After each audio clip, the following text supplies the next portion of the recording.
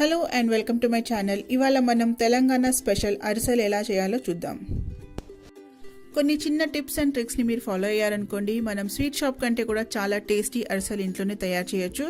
ఇది నేను మా అమ్మమ్మ దగ్గర నుంచి నేర్చుకున్నాను. అయితే చూడండి ఎంత పర్ఫెక్ట్ అరిసెలు అయ్యాయో. మరి చేద్దామా? మరి అరిసెల కోసం మనం ముందుగా బియ్యాన్ని నానబెట్టుకుందాము. అయితే ఇక్కడ నేను అరకిలో బియ్యం తీసుకున్నాను. మీరు ఏ బియ్యం అయినా తీసుకోవచ్చు, కానీ దొడ్డు బియ్యం లేకుండా రేషన్ బియ్యం అంటారు కదా, అది మాత్రం బెస్ట్ అనమాట. బియ్యాన్ని మంచిగా కడుగుదాము. తర్వాత దీన్ని ఓవర్ నైట్ లేకుంటే అంటే 12 to మినిమం 14 hours నానబెట్టాలన్నమాట. బియ్యం నేను 14 hours నానబెట్టాను, అంటే నెక్స్ట్ డే ఇది మార్నింగ్ అన్నమాట. చూడండి బియ్యం మంచిగా నానిపోయాయి. ఇప్పుడు మనం నెక్స్ట్ చూద్దాం.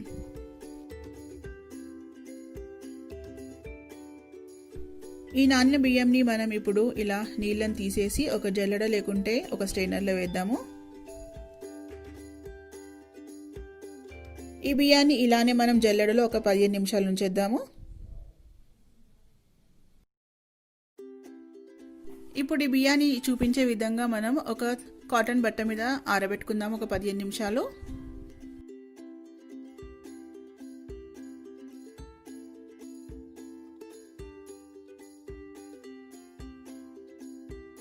బియ్యం ఆరబెట్టి 15 నిమిషాలు అయిపోయాయి.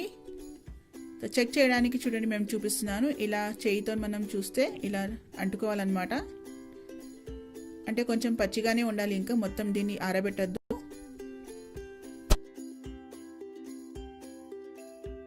ఇప్పుడు ఈ బియ్యాన్ని మనం పౌడర్ చేసుకుందాము. రోటిలో దంచి తగిన దాని టేస్ట్ అంటే చాలా బాగా వస్తుంది.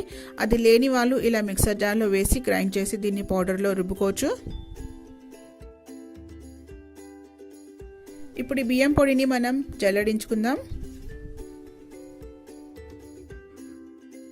బియ్యాన్ని నేను జల్లించాను, చూడండి ఎంత సాఫ్ట్గా అయిందో.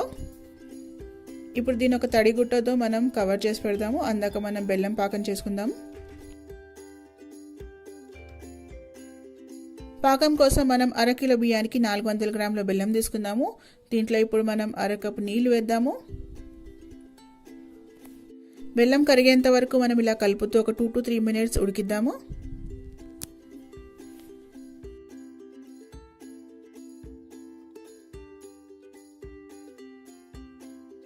రెండు 3 నిమిషాల తర్వాత బెల్లం కరిగిపోయిన తర్వాత ఇలా నురుగు రావడం స్టార్ట్ అవుతుంది, అంటే బెల్లం పాకం అనేది గట్టిపడుతుంది అనమాట. ఇప్పుడు మనం గ్యాస్ ఫ్లేమ్ని మీడియం పెట్టుకుందాము. ఇంకా మరొక నిమిషం ఉడికిద్దాం దీన్ని. మరో నిమిషం ఉడికిన తర్వాత చూడండి బెల్లం గట్టిపడి పాకం తయారైపోయింది. అయితే దీన్ని ఎలా చెక్ చేయాలో నేను చూపిస్తాను.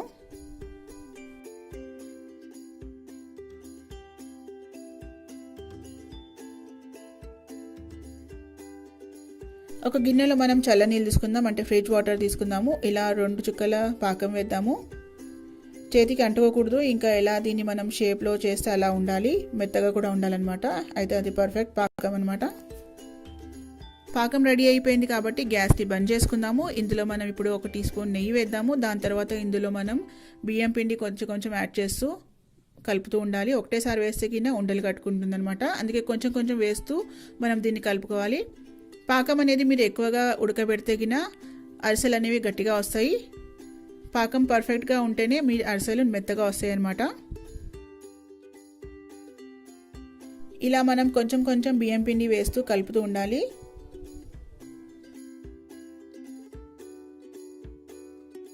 మొత్తం బియ్యం పిండి వేసి బాగా కలిపేయాలి.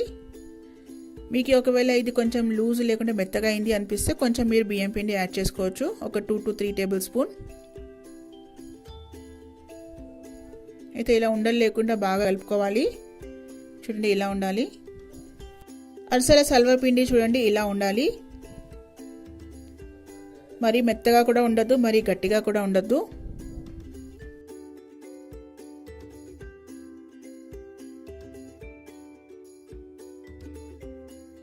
ఇప్పుడు మనం అరిసెలు ఫ్రై చేయడానికి ఒక కడాయిలో నూనెను వేడి చేసుకుందాము. చెక్ చేయడానికి ఇలా కొంచెం చిన్న ముద్దను వేద్దాము. ఇది ఇరగకుండా పైన తేలింది, అంటే పర్ఫెక్ట్గా అయింది. ఇప్పుడు మనం అరిసెలు ఫ్రై చేసుకుందాం. ఇప్పుడు మనం అరిసెలు ఒత్తుకోవడానికి ఒక బటర్ పేపర్ లేకుంటే ప్లాస్టిక్ కవర్, అంటే నూనె కవర్ అయినా పాల కవర్ అయినా తీసుకుందాము. ఇలా మంచిగా నూనెను దాన్ని రాసుకుందాము. తర్వాత ఒక నిమ్మకాయ అంత సైజ్ని మనం అరిసెల పిండి తీసుకుందాము.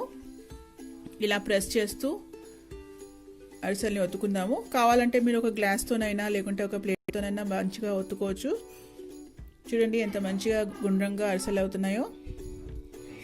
ఇప్పుడు మనం దీన్ని ఫ్రై చేద్దాము.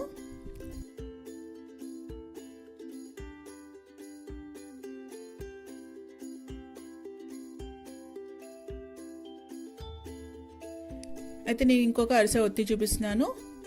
మీకు కావాలంటే ఇలా పైనుంచి కొన్ని నువ్వులు కానీ లేకుంటే గసాలు కానీ వేయచ్చు. అరిసె మరీ సన్నగా కూడా ఉండదు, మరి చాలా లావుగా కూడా ఉండదు, మీడియంగా ఒత్తాలి దీన్ని మనం. చూడండి ఇలా ఉండాలి. ఇప్పుడు దీన్ని మనం ఫ్రై చేసుకుందాము. నూనె వేడెక్కిన తర్వాత గ్యాస్ ఫ్లేమ్ మనం మీడియం పెట్టుకుందాము. దాని తర్వాత ఇలా మెల్లగా అరిసె వేద్దాము. దానంతటా అదే ఇలా పైన తేలుతుంది అరిసె. దాని తర్వాత దీన్ని మనం మెల్లగా ఇలా తిప్పేసుకుందాము. రెండు సైడ్ల మంచిగా గోల్డెన్ బ్రౌన్ వచ్చిన తర్వాత మనం ఇలా గరిటెలో ఒక చెంచాతోని లేకుంటే ఒక గ్లాస్తోనైనా ఇలా ఒత్తి మొత్తం నూనె అనేది తీసేద్దాము. అయితే ఇలాగే మనం మిగిలిన అరిసెలు కూడా ఫ్రై చేసుకుందాము. ఇది నూనె అనేది ఎక్కువ పీల్చేస్తుంది, అందుకే దీన్ని ఒత్తి ఇలా నూనె తీయడం అవసరము. ఇలాగే మనం మిగిలిన అరిసెలను కూడా తయారు చేసుకుందాము. చూడండి ఎంతో రుచికరమైన అరిసెలు తయారైపోయాయి. మీరు కూడా ఇంట్లో ట్రై చేసి చూడండి, చాలా టేస్టీగా ఉంటాయి. పిల్లలు పెద్దలకి అందరికీ నచ్చుతుంది.